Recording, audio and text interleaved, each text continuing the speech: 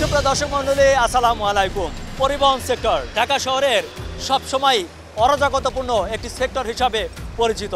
ঢাকা শহরের যাত্রী সেবার মান বলতে যেটি কোনো মূল্যই নেই সেটি হচ্ছে এই পরিবহন সেক্টর। সব আমলে সবসময় চেষ্টা করা হয়েছে এই পরিবহন সেক্টরকে ডেভেলপ করার, কিন্তু প্রকৃতপক্ষে এই পরিবহন সেক্টরের ডেভেলপ কোনোদিনই হয়নি, অরাজকতাময়ই রয়ে গেছে।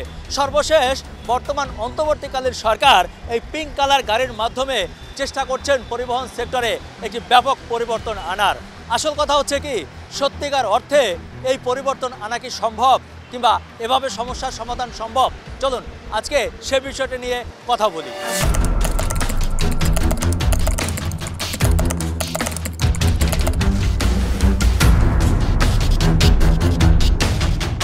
ঢাকা শহর চাহিদার তুলনায় গণপরিবহন এখানে সব সময় কম, যেটুকু আছে তাও জরাজীর্ণ দশা। অব্যবস্থাপনা, অনিয়ম, দুর্নীতি, রাজনীতি সবই আছে এই পরিবহন সেক্টরে। যত্রতত্র রাস্তা পারাপার, যেখানে খুশি সেখানে পার্কিং, হঠাৎ যাত্রী দেখলেই মাঝ রাস্তায় গাড়ি থেমে যাওয়া কি নেই এখানে, যার ফলে ঢাকা শহরে ট্রাফিক ব্যবস্থা বলতে এখন আর কিছুই নেই।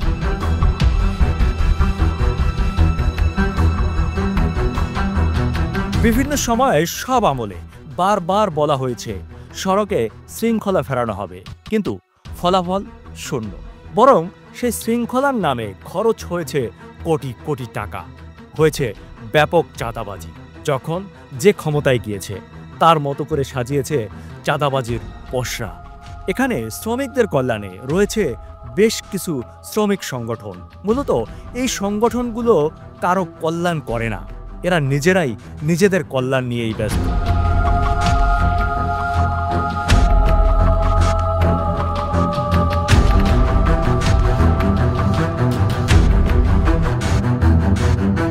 বর্তমান অন্তর্বর্তীকালীন সরকার এই বিশৃঙ্খলা ঠেকাতে এবং শৃঙ্খলা ফেরাতে শুরু থেকেই বিভিন্ন পদক্ষেপ নিচ্ছে। এবারের পরিকল্পনাটি একটু ভিন্ন এবং গবেষণাধর্মী। ঢাকার রাস্তায় চলবে 4 রঙের রঙিন বাস। রং দেখলেই বোঝা যাবে কোথায় কোন রুটে চলছে এই বাস। নির্দিষ্ট স্টপেজের বাইরে রাস্তায় কখনোই দাঁড়াবে না, থাকবে টিকিট সিস্টেম। কাউন্টার ভিত্তিক এই সার্ভিস সেবা প্রদান করবে। এজন্য সড়কে চলবে 21টি কোম্পানির 2610টি বাস। আবদুল্লাহপুর থেকে ঢাকার বিভিন্ন দিকে চলমান বাসের রং গোলাপি।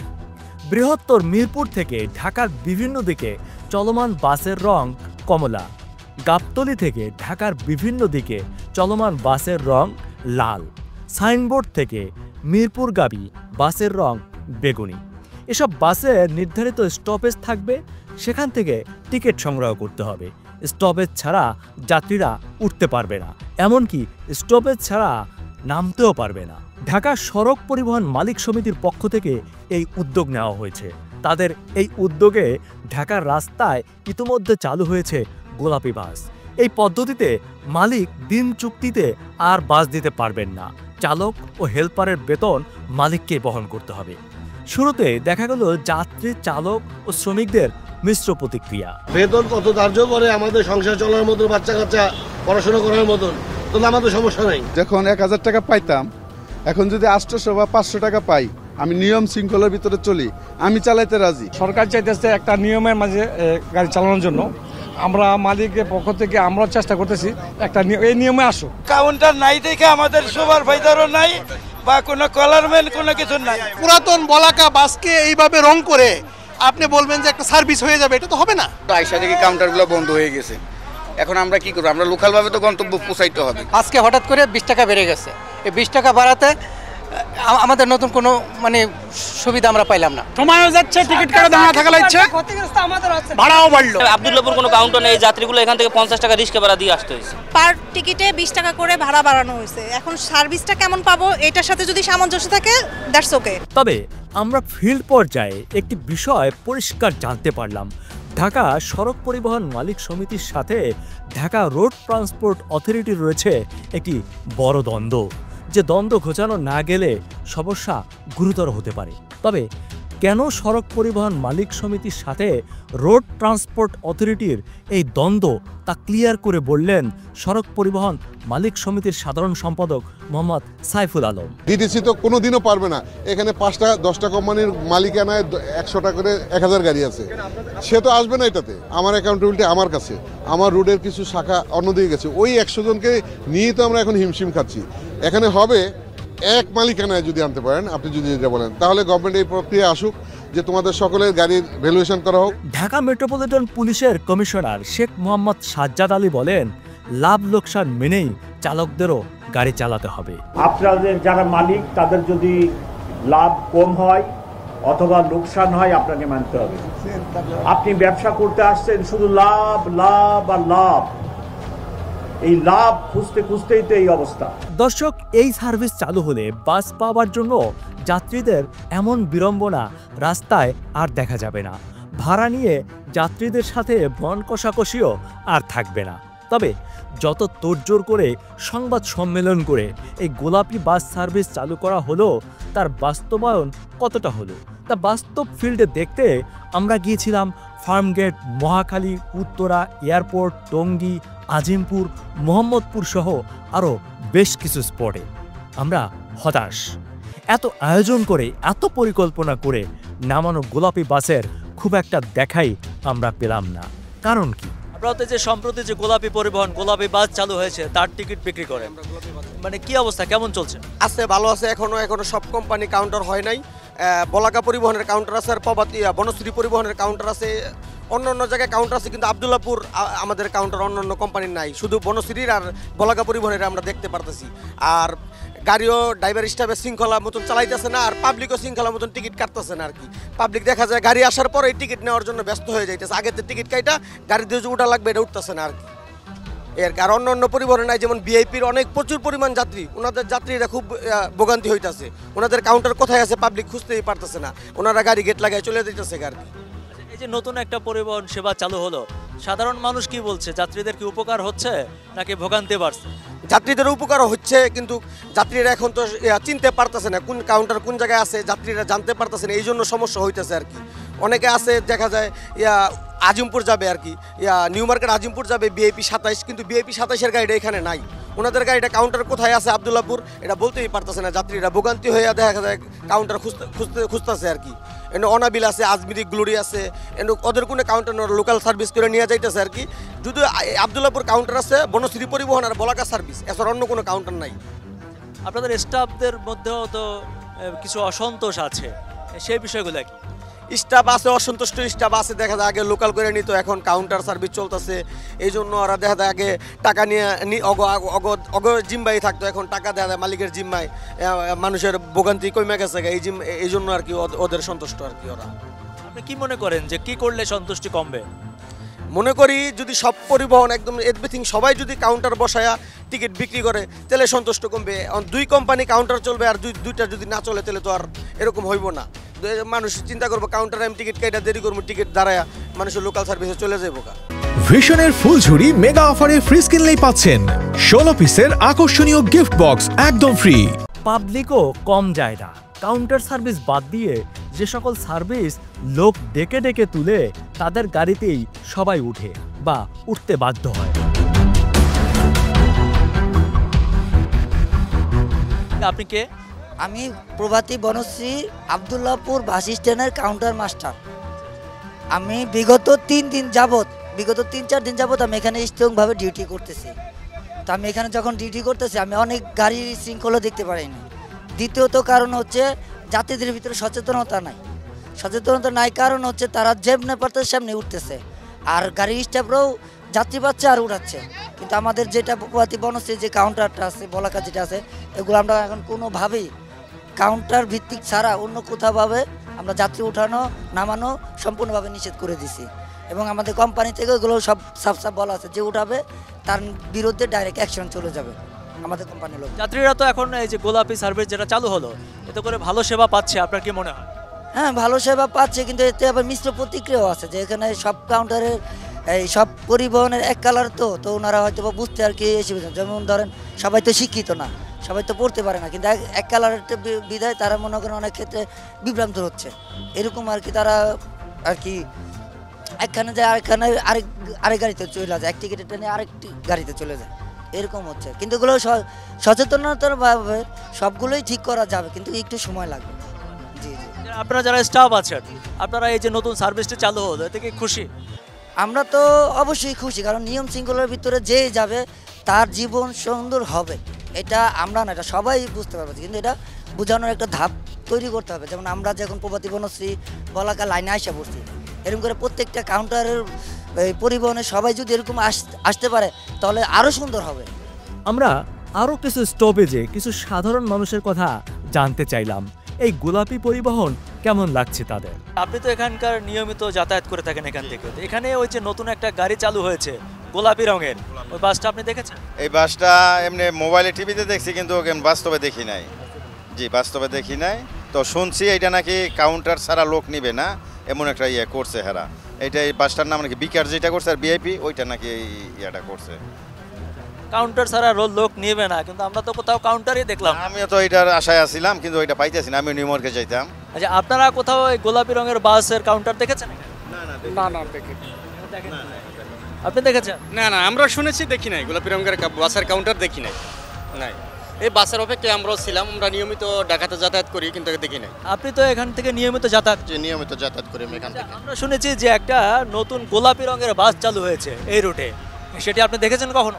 গত 3-4 দিনের ভিতরে আমি দেখিনি। আমি গত 3-4 দিন আমার ঢাকা আপনার পল্টন থেকে শুরু করে ইসিবি চত্বর, মিরপুর 1-2-10 নম্বর থেকে শুরু করে কুড়িল বিশ্ব রোড, আমার অনেক জায়গা, বাড্ডা, রামপুরা, সব জায়গায় ঘোরাফেরায় গত 3-4 দিনের মধ্যে আমি পাইনি এখন পর্যন্ত। আমরাও দেখলাম যে এখানে কোনো কাউন্টারে নেই, লোকজন আছে অনেক। এখানে কোনো কাউন্টার আছে আপনার চোখে পড়েছে? আমার চোখে এখনো পর্যন্ত পড়েনি। আমি আধা ঘন্টা আগে আমি মিরপুর 11 থেকে আসছি, এখান থেকে আমি কুড়িল বিশ্ব রোডে কাজ শেষ করে আমি আবার ব্যাকে আসলাম। এখন পর্যন্ত আমি এখনো এরকম কোনো কিছু পাইনি। আপনি কি এখান থেকে নিয়মিত যাতায়াত করেন? জি, যাতায়াত করি নিয়মিত। পেশা কি? আমি একজন স্টুডেন্ট। এখান থেকে নিয়মিত যান। তাই যে গোলাপি রঙের একটি বাস চালু হয়েছে, আপনি জানেন? না, জানি না, আসলে পরে নাই এখনো পর্যন্ত, দেখি নাই এখনো। এখানে কোনো কাউন্টার বা কোনো লোকজন দেখছেন ওই পরিবহনে? না পরিবহন দেখি নাই। দেখেন না। দর্শক মণ্ডলী, আমি এখন দাঁড়িয়ে আছি কুড়িল বিশ্ব রোড। এখানে আমার পেছনে দেখছেন যে অসংখ্য যাত্রী দাঁড়িয়ে আছে। আমি স্থানীয় অনেকের সাথে কথাও বলেছি, তারা কখনোই এই কুড়িল বিশ্ব রোড কাউন্টারে কখনোই সেই গোলাপি রঙের বাস কিংবা বাসের কাউন্টার দেখতে পাইনি। কেউ অবশ্য বাস এখান থেকে দু একটি চলে যেতে দেখেছে এবং পত্রিকা এবং টেলিভিশনে দেখেছে যে গোলাপি রঙের বাস চালু হয়েছে। বাস্তবে তারা কখনো ওঠেনি, কেউ চোখেও দেখেনি। নগর পরিকল্পনাবিদরা বলছেন এই উদ্যোগ মন্দের ভালো। রাজধানীর গণপরিবহন সমস্যার সমাধানে সবগুলো পরিবহনকে এক প্ল্যাটফর্মে আনা এখন খুবই জরুরি। একই সাথে ফিটনেসবিহীন পরিবহনের পরিবর্তে আধুনিক প্রযুক্তির বাস রাস্তায় নামানো খুবই জরুরি। বাস রুট রেশনালাইজেশনের যে প্রকল্প ছিল সবগুলো বাস মালিককে এক ছাতার মধ্যে নিয়ে আসা, তাহলে কি হতো, বাসগুলোর মধ্যে যাত্রী নেওয়ার অসম প্রতিযোগিতাটাকে থামানো যেত। তো এখন বিদ্যমান ব্যবস্থাপনায় কিন্তু সেই এন্ডে কাজ করা হচ্ছে না, শুধুমাত্র এক্সিস্টিং বাস সার্ভিসকেই তাদেরকে অন্তত কিছুটা শৃঙ্খলা আনার কথা। তাহলে আমরা যদি বিগ পিকচারটা দেখি তাহলে কিন্তু আপনাকে শহরের ভালোর জন্য আমাদের বাস রুট রেশনালাইজেশন লাগবে। যদিও আমাদের পরিবহন মালিকরা এসব কথা মানতে নারাজ, কিছুটা অনিয়ম থাকলেও অতি দ্রুত সময়ের মধ্যে সকল সমস্যা কাটিয়ে নগরবাসীর মন জয় করবে এই রঙিন বাস সেবা, এটাই আশাবাদ।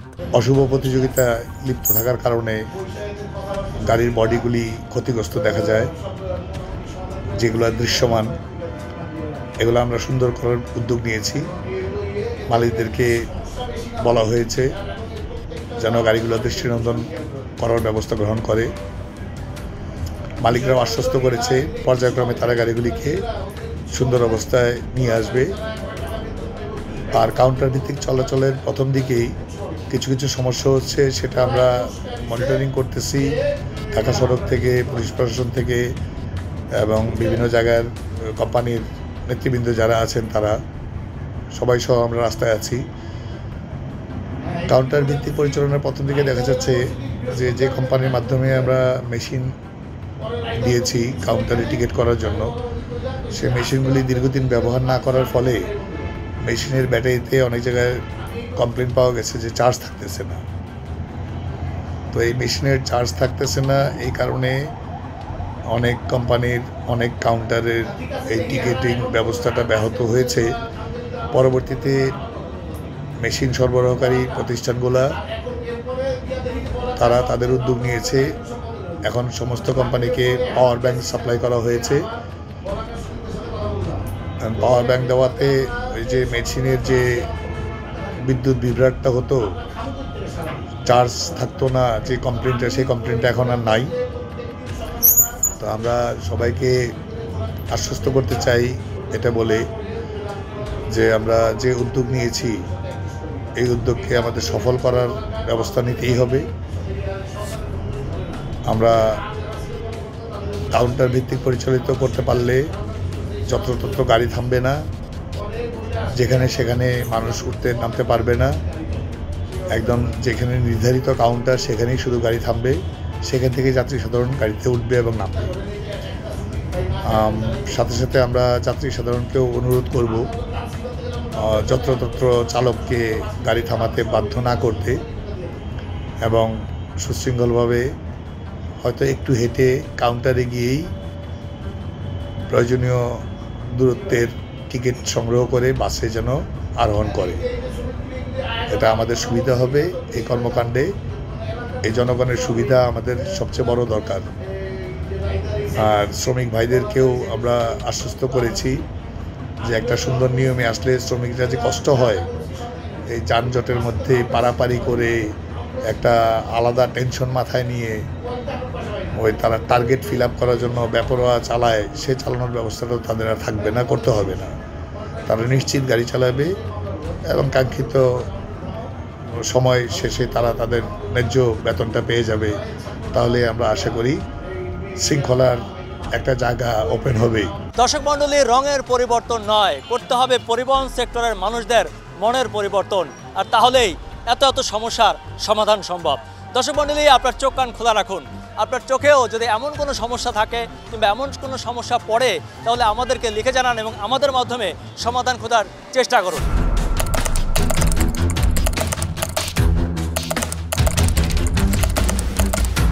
আজকের মতো বিদায় নিচ্ছি, দেখা হবে পরবর্তীতে অন্য কোথাও অন্য কোনো বিষয় নিয়ে। সে পর্যন্ত সবাই ভালো থাকুন, সুস্থ থাকুন, নিরাপদে থাকুন। খোদা হাফেজ।